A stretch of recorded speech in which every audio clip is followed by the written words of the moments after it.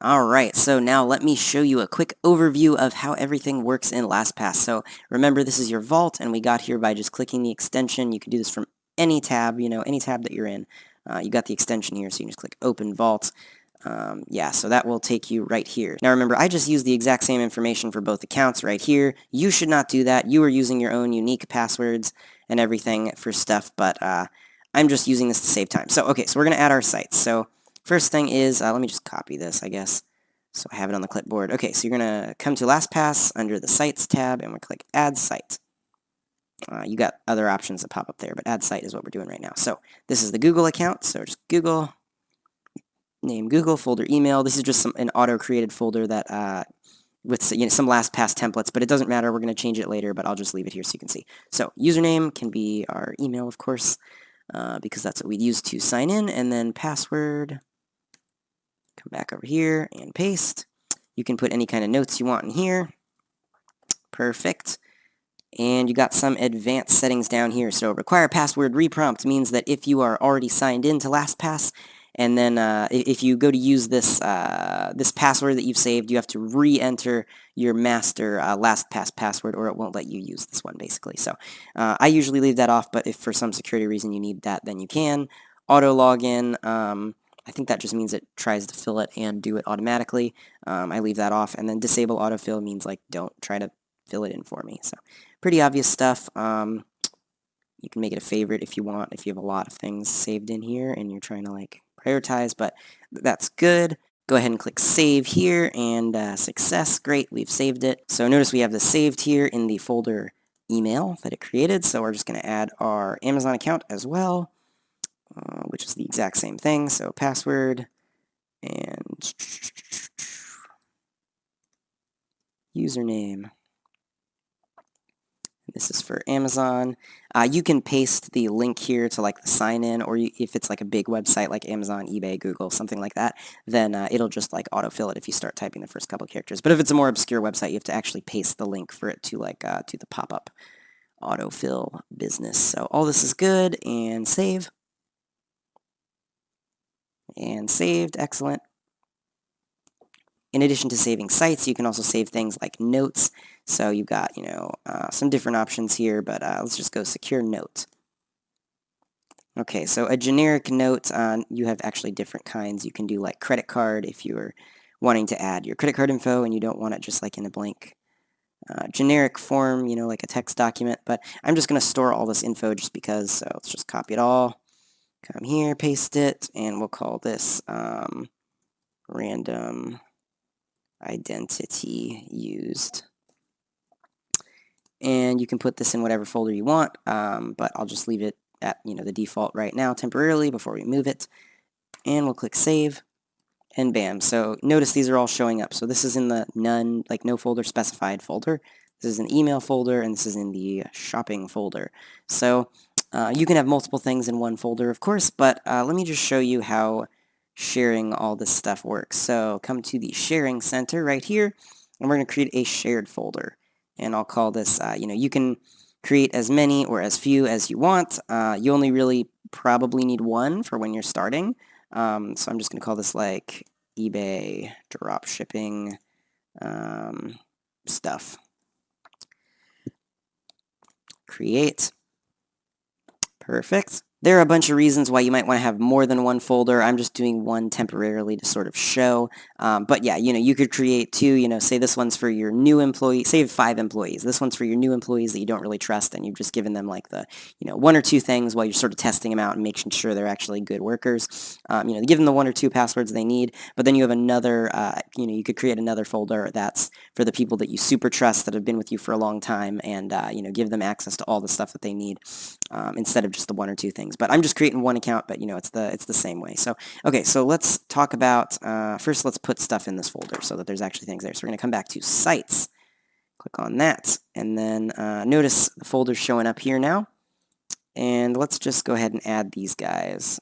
So we're going to go on the wrench and click Edit, and let's just change the folder to the shared folder. We're going to get a little prompt warning us here. You're moving these to a shared folder. Others may now have access to them. Do you want to continue? Obviously, for this, no one is going to have access. It's just going to be us right now. but we're going to click yes anyway. It's just telling that because we're moving it to a shared folder. So if we add anybody to the shared folder, they will have access to it. Let's do the same thing with Amazon. And this random note as well. Move it to that folder. Save. Perfect. Okay, so now everything is in the shared eBay dropshipping stuff folder. For your own use right now, you don't have to do this, but as long as you have it set up this way, then it will be very easy. So only put stuff in the shared folder that you would want your employee to have access to when you are ready to hire one. And then let's say you are at the point where you are ready to hire one. This is what you need to do. So go to the sharing center and then come to this shared folder, click manage, and then you can just add the email address of the person. So I'm already on there. Let me just grab this email. The other person that you invite has to already have a LastPass account. If they don't have a LastPass account, you obviously can't give them access to the shared folder. So the first thing is just tell them to create a free LastPass account. It doesn't have to be like a business account. It can just be a normal LastPass account. That's fine. You paste in their email address, click the little send email box, so that's important, and click invite, and then they'll get a little notification like, hey, this person's trying to add you on this folder. But before you click send, you're going to want to look at these permissions. Read only means that they can see all the information on the password, they can see everything, they just cannot change it. They can't edit the password, they can't update it, they can't do that stuff. They can use it, but they cannot change it in LastPass, the way that it's stored in LastPass. If you uncheck that, then they are able to edit it. Administrator gives them like full access to do whatever they want, the exact same as you, and then hide passwords right here makes it so they can't see it. So usually you're going to want to use read only and hide passwords, and that way they can't see the password, at least when they're new. That way they can autofill the password when they go to log in, but they can't see what it is, and they can't change it. So that's what you're going to want to do. Or if you really trust the person and you've had them before, then you can just uncheck hide passwords, let them see it, and then just not change it.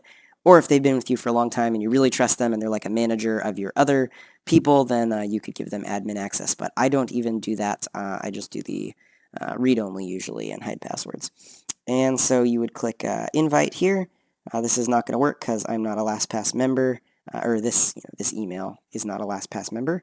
So I can invite them, but if someone doesn't get the invite, which is pretty dang normal, you'll like send an invite to the virtual assistant and then they'll say that they don't have it. And so all you have to do is just come back in here, go to the sharing center. If they're popping up right here, you can just click the little X button that will show up down here to uninvite their email, and then just do the same thing, just re-invite it, and then that will be good. And yeah, save. So that's how you add somebody to your shared folder. You can add your employees, your spouse, whatever. Anybody who has a LastPass account, you just paste their email, set the permissions, and bam, you're good. So that is a basic overview of how to use LastPass. Most of the other stuff here doesn't really matter. And yeah, you don't have to put everything into this shared folder. Remember, this shared folder is just for when you are hiring an employee. This is the folder that they're going to have. So if you would want a future employee to have access to it, put it in the folder. If you would not want them to have access to it, then you can just do like a normal folder. I think this is how you create it. I never really do it. I think this is how you create it. Okay, so if you're creating a normal folder, you can be like, I don't know, just me, drop shipping, stuff, whatever. And you can create subfolders, and I don't ever mess with that. So save. And great. Okay, cool. So this one is, just you and not shared, and then this one is for your virtual assistant when you are ready to hire one. So yeah, so that is, I think, a pretty extensive overview of how LastPass works. It's awesome. It's very, very, very useful. And yeah, that is LastPass. Anyway, guys, that's it for this video. If you're new to dropshipping and you're trying to figure out how to get started, I've got a full free set of training videos down there, link in the description. It goes over everything you need to know about how to get started making money online. And the average person following my method makes around $500 to $800 profit per month after expenses for each 1,000-item eBay store that they have set up and running. They're really not that hard to get started. If you've got any questions about anything dropshipping related, feel free to hit me up on Facebook. I'll put a link down there, as well as a link to a group that I started with hundreds of other dropshippers that you can join. I post new content on this channel every couple days, so go ahead and subscribe and click the notifications, and I'll see you back here with another video in a couple days.